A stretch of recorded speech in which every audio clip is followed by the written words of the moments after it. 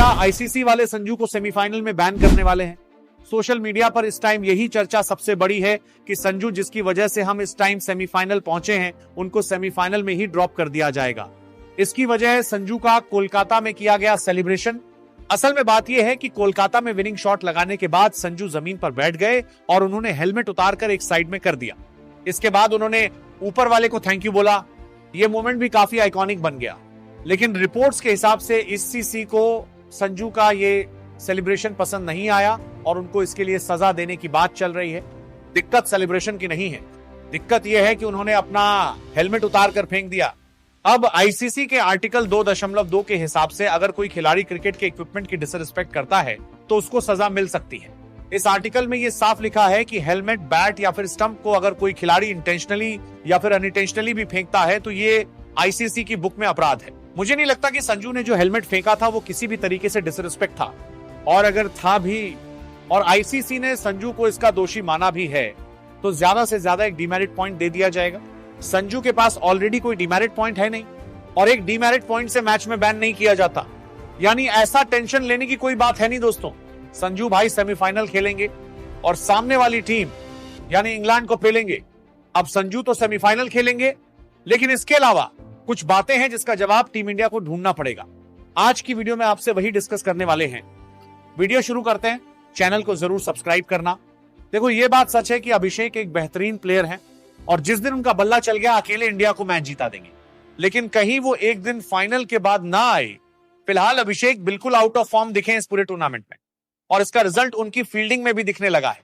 उन्होंने वेस्टइंडीज के खिलाफ 2 आसान से कैच टपकाए, यानी अभिषेक का फॉर्म अब उनकी फील्डिंग में रिफ्लेक्ट करने लगा है। लेकिन ये बड़ी ट्रिकी सिचुएशन है क्योंकि वो है दुनिया के नंबर 1 बल्लेबाज। ऐसे में उनको सेमीफाइनल जैसे बड़े मुकाबले में ड्रॉप किया तो गलत मैसेज जाएगा, लेकिन उनके खेलने से ये हो रहा है कि भाई हमको 10 लोगों की टीम ही हम लोग खिला रहे हैं, ऐसा लग रहा है। आपको क्या लगता है, क्या अभिषेक बिल्कुल वैसे ही कमबैक कर लेंगे जैसे संजू ने किया, या फिर उनको खिलाने का डिसीजन गलत साबित होगा? कमेंट करके बताना। अब बात करते हैं ईशान किशन की। अब आप लोग बोलोगे ईशान की फॉर्म तो इतनी खराब है नहीं, ये बात बिल्कुल सच है, लेकिन ये मामला जुड़ा हुआ है ओपनिंग कॉम्बिनेशन से। इस वर्ल्ड कप में टीम इंडिया के डेजिग्नेटेड ओपनर थे ईशान, उनकी फॉर्म खराब नहीं हुई, लेकिन अभिषेक की फॉर्म खराब हो गई। ऊपर से 2 लेफ्ट हैंडर देखकर सामने वाली टीम ऑफ स्पिन लगाने लग गई।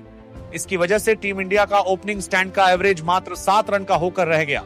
यानी ओपनिंग पार्टनरशिप में एक राइट हैंडर लाना जरूरी था, जो कि संजू के रूप में आ तो गया, लेकिन उसकी कीमत ईशान किशन को चुकानी पड़ी, जो कि इतनी खराब फॉर्म में थे भी नहीं, बल्कि पाकिस्तान के खिलाफ मैच में हम उन्हीं की वजह से जीते। लेकिन अभिषेक को प्रोटेक्ट करने के लिए उनको अपनी ओपनिंग स्पॉट की कुर्बानी देनी पड़ी। आप बताओ, क्या अभिषेक को थोड़ा सा ब्रेक देकर 3 नंबर पर खिलाया जा सकता है और ओपनिंग में हम ईशान और संजू को खिला ले? क्या लगता है आपको ये करना चाहिए? कमेंट करके बताना। अब आखिरी बड़ी बात, अभी तक ये हुआ है कि हमें इंपॉर्टेंट मैच में टॉस जीतने को मिल गया है, लेकिन मुंबई का मैदान, वानखेड़े का मैदान, और यहीं पर 2016 टी20 वर्ल्ड कप के सेमीफाइनल में वेस्टइंडीज के खिलाफ हमें हार का सामना करना पड़ा था।